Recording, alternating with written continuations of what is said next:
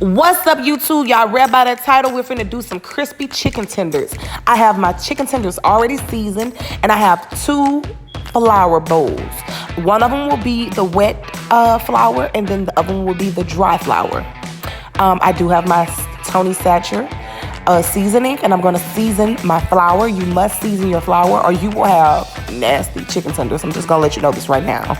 You need seasoning. I also use garlic powder, and I use onion powder as well. I feel like you need that when it's time to season your food. It goes really well, and that's what I use to season.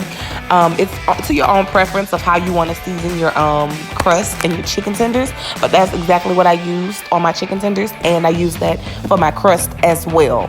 And right now I'm just kind of stirring it up to make sure I do have enough seasoning in the flour, because sometimes you would think you put enough seasoning, but it still may not be enough. And you also can taste the flour with the spoon just to get a feel for what your seasoning, what your flour will taste like, because I know some people don't really know how to measure too well with flour and everything, and I don't measure. I just kind of go with the flow, because I've done this several times before, so I kind of know exactly how much seasoning I need for my flour, but it's to your own preference.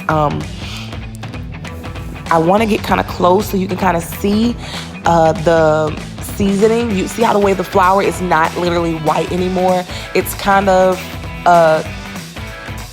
pale tannish looking color compared to the flour with no seasoning. You need to make sure your seasoning is showing. Okay, you guys, you see right now I have put 3 eggs into the flour. This is our wet flour that we're going to use to coat the chicken as well. And I just want you to stir it up until you get that good consistency. I don't add water right away because you really don't know how much water you need, and you don't want it to be too loose. So I wait till it gets a consistency like this, and then I will add my water just to make sure I don't add too much water.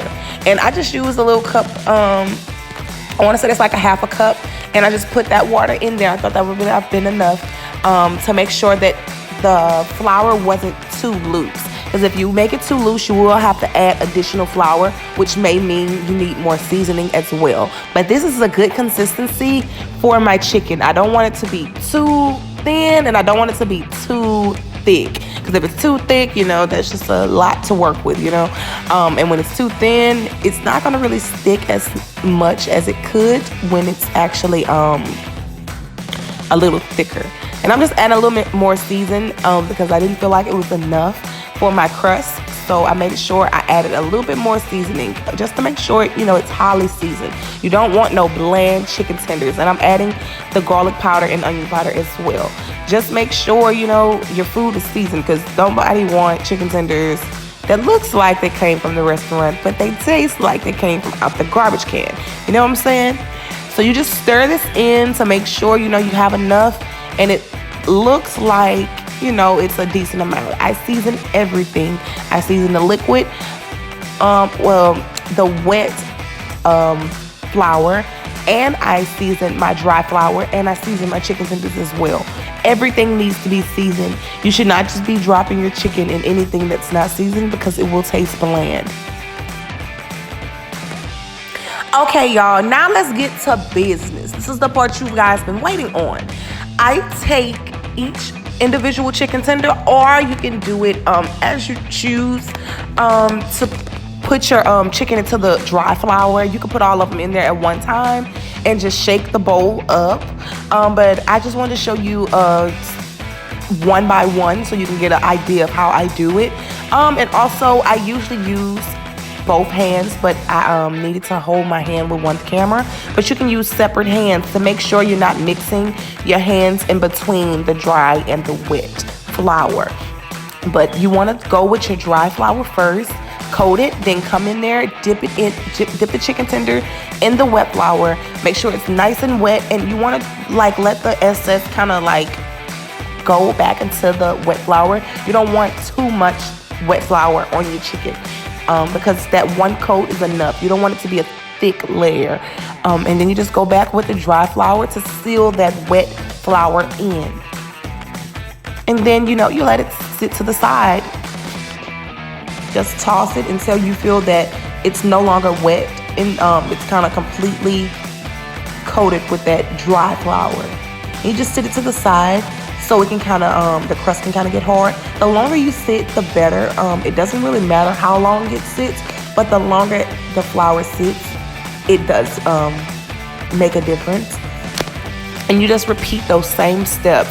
Put it in that dry flour, make sure it's nice and coated, dip it in that wet flour and toss it. Just keep going. And this is one of the reasons why I prefer to have my hands completely for both. Just because it's kind of messy when you mix it back and forth with the dry and the wet flour.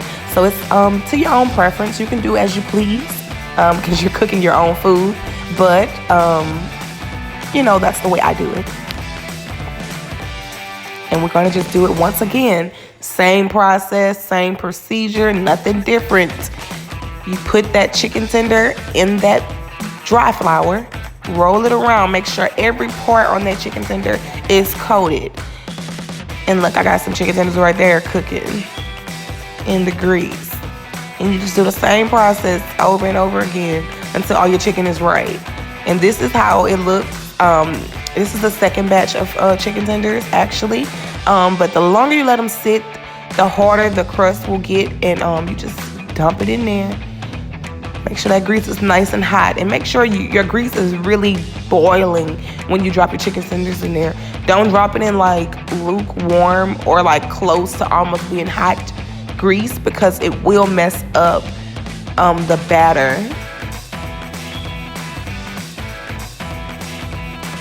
Drop that chicken tenders in there. Drop them in there.